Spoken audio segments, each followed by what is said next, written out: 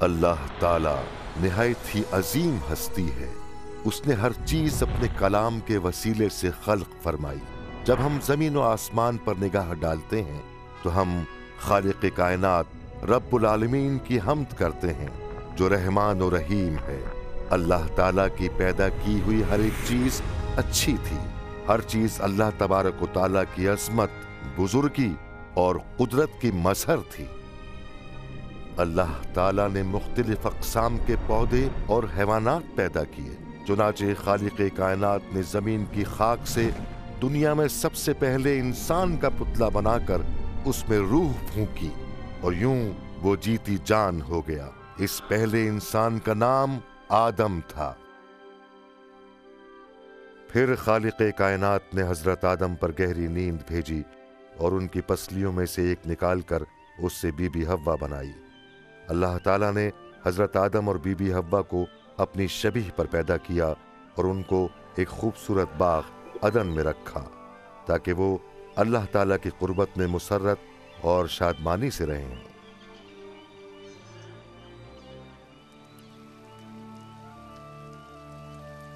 اللہ تعالیٰ نے حضرت آدم سے فرمایا کہ شجر ممنوعہ کے سوا تمام درختوں کا پھل تم کھاؤ، لیکن شجر ممنوعہ کا پھل کھانے سے تم مر جاؤ گے۔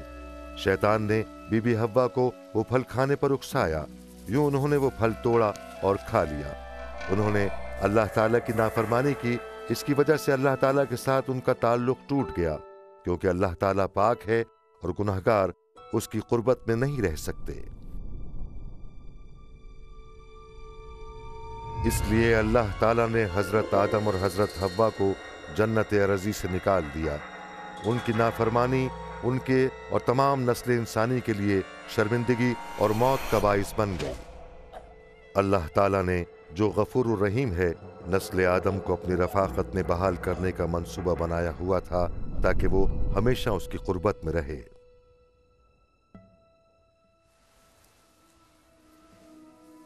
اللہ تعالیٰ اپنے کلام میں بنی نوع انسان کے گناہوں کی معافی اور اپنے ساتھ اس کی رفاقت کی بحالی کے منصوبے کو ظاہر کرتے ہیں۔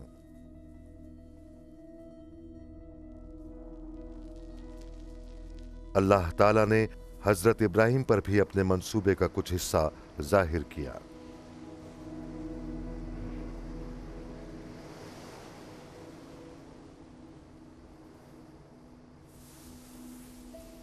حضرت ابراہیم اللہ تعالیٰ پر ایمان لائے اور اس کی عبادت کرتے رہے۔ پروردگار عالم نے حضرت ابراہیم کو برکت بخشنے اور ان کے وسیلے سے اقوام عالم کو برکت دینے کا وعدہ کیا۔ اللہ تعالیٰ نے یہ بھی وعدہ کیا کہ میں تمہاری نسل کو خاک کے ذروں اور آسمان کے ستاروں کی مانند بڑھاؤں گا۔ حضرت ابراہیم نے اللہ تعالیٰ پر بھروسہ کیا، جس کی وجہ سے اللہ تعالیٰ نے ان کو اپنے نیک بندوں میں شامل کر لیا اور انہیں خلیل اللہ کا لقب عطا فرمایا۔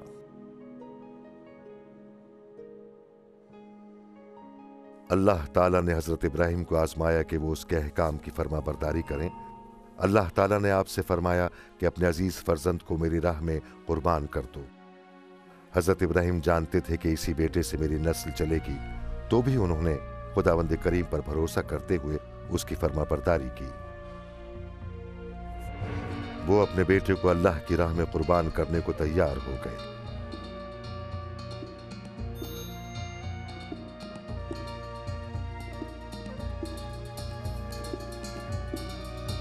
حضرت ابراہیم نے چھری اٹھائی تو اللہ تعالیٰ نے فرمایا کہ ابراہیم اپنے بیٹے کو کچھ نہ کہنا، کیونکہ میں جانتا ہوں کہ تم میرا حکم مانتے اور مجھ سے ڈرتے ہو۔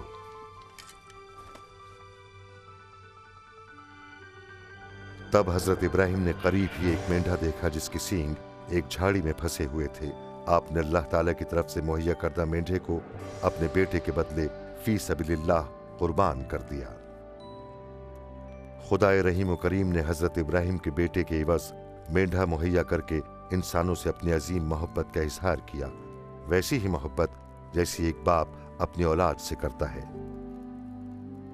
یہ واقعہ اللہ تعالیٰ کی طرف سے بنی نوع انسان کے گناہوں کے عوض ایک قربانی کے انتظام کو ظاہر کرتا ہے۔ اللہ تعالیٰ نے فرمایا کہ وہ ایک معصوم شخصیت کو بھیجے گا कि वो नस्ल आदम के गुनाहों के एवज कुर्बान हो और उनका एहसास शर्मिंदगी दूर कर दे। वो इस अजीम कुर्बानी के वसीले से ईमान लाने वालों के लिए परवरदिगार से रिश्ता जोड़ दे ताकि वो हमेशा के लिए उसकी कुर्बत में रहें। अंबिया इकराम ने उस शख्सियत को मसीहा कहकर मुखातिब किया है कि अल्लाह ताला उसे भेजेगा कि वो लोगों को उनके गुनाहों से निजात बख्शे और खुदा की नुमाइंदगी करने वाले की हैसियत से उनका हाकिम हो। आमद मसीहा से कई सौ साल पेशतर अंबिया इकराम ने बताया था कि आने वाला मसीहा क्या करेगा और उसके साथ क्या होगा। हजरत दाऊद ने फरमाया कि अल्लाह ताला अपने मसीहा से ये कहेगा कि तुम मेरे फर्जंद हो। आपका मतलब ये नहीं था कि नाउजुबिल्लाह वो अल्लाह ताला के जिस्मानी बेटे होंगे, बल्कि कलामुल्लाह में आया है कि वो अज़ली कलमतुल्लाह हैं। आपकी विलादत एक कुंवारी बीबी हजरत मरियम सिद्दीक़ा के बतन से हुई। अंबिया इकराम ने जब इब्ने खुदा की इस्तिलाह इस्तेमाल की तो इसके जरिए उन्होंने अल्लाह ताला के साथ मसीहा के करीबी ताल्लुक को बयान किया और इस बात का भी ऐलान किया कि वो सारे जहां के लोगों के गुनाहों का माफ करने वाला है। अंबिया इकराम ने इस बात की भी पेशनगोई की कि एक कुंवारी बीबी उम्मीद से होगी और उससे एक बेटा पैदा होगा। अंबिया इकराम ने यह भी फरमाया कि मसीहा की विलादत बैतुल्लहम में होगी। मसीहा यरूशलेम में बादशाह की हैसियत से दाखिल होंगे। मसीहा का करीबी रफीक उन्हें चांदी के 30 सिक्कों के एवज गिरफ्तार करवा डालेगा। हजरत दाऊद ने फरमाया कि मसीहा अपनी जान कुर्बान कर देंगे मगर खुदाए कादिर मुतलक उन्हें तीसरे दिन फिर से जिंदा कर देगा। हजरत दानियाल ने मसीहा को आदमजाद कहकर मुखातिब किया और फरमाया कि वो बादलों पर सवार होकर अर्श मौला तक पहुंच जाएंगे जहां पर अल्लाह ताला उन्हें सारे जहां के लोगों पर इख्तियार बख्शेगा। 2000 बरस पहले एक ऐसी ही शख्सियत इस दुनिया में आई जिसका इसमें मुबारक ईसा अल मसीह था, जिन्हें यसूल मसीह भी कहा जाता है। जब लोगों ने उनके अजीब काम देखे तो वो एक दूसरे से सवाल करने लगे कि क्या यही मसीहा हैं? अंबिया इकराम ने जो कुछ आने वाले मसीहा के मुतालिक फरमाया था, क्या वो सब कुछ इनकी जिंदगी में पाया जाता है? इस फिल्म में यह दिखाया गया है कि इंजील शरीफ के मुताबिक हजरत ईसा अल मसीह कौन है और उन्होंने क्या किया और क्या कहा। इस फिल्म में एक शख्स हजरत ईसा अल मसीह का किरदार अदा कर रहा है। यूं तो ऐसा करने के लायक कोई भी नहीं, लेकिन ये फिल्म इसलिए बनाई गई है कि लोग मसीहा की हयात तैयबा के मुतालिक जान सकें और वो बरकत हासिल कर सकें जिनका वादा परवरदिगार आलम ने फरमाया है। ऐ मुअज़्ज़िज़ थियाफिलुस, मैं उन सब बातों को तुम्हारे लिए ठीक ठीक और तरतीबवार लिखता हूँ जो हमारे दरमियान वक़ू पजीर हुई, ताकि तुम्हें हर एक बात से मुताल्लिक़ मालूम हो जाए।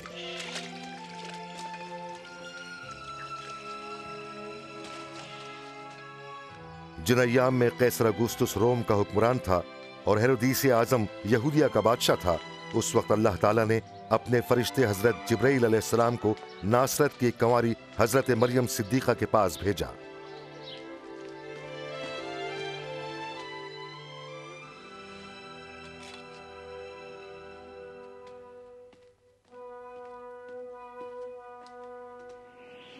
ऐ मरियम, खौफ ना खाएं, अल्लाह ताला ने आपको चुन लिया है।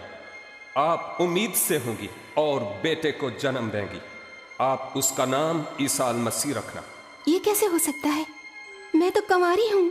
रूह पाक आप पर नाज़िल होगा और इसी सबब से वो मौलूद मुक़द्दस कलेमतुल्लाह कहलाएगा और उसकी सल्तनत की इंतहा न होगी। हजरत मरियम अपने रिश्तेदार हजरत अलीशिबा से मिलने गईं जो उम्र रसीद और बांझ थीं, लेकिन अल्लाह ताला ने उन्हें उम्मीद बख्शी। अलीशिबा, मरियम, मेरी बहन मरियम, आप तमाम औरतों में मुबारक हैं। आपसे होने वाला बच्चा भी मुबारक है। जो ही मेरे कानों में आपकी आवाज पड़ी, मेरे पेट में बच्चा खुशी से उछल पड़ा।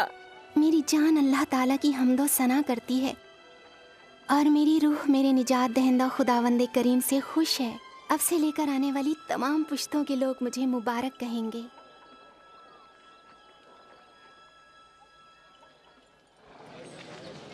नासरत के रहने वाले लोगों, सुनो कि कैसर अगुस्तुस के हुक्म से उन इलाकों में जिनका वह हुक्मरान है यानी जलील और यहूदिया में मर्दमशुमारी होगी, जिसकी वजह से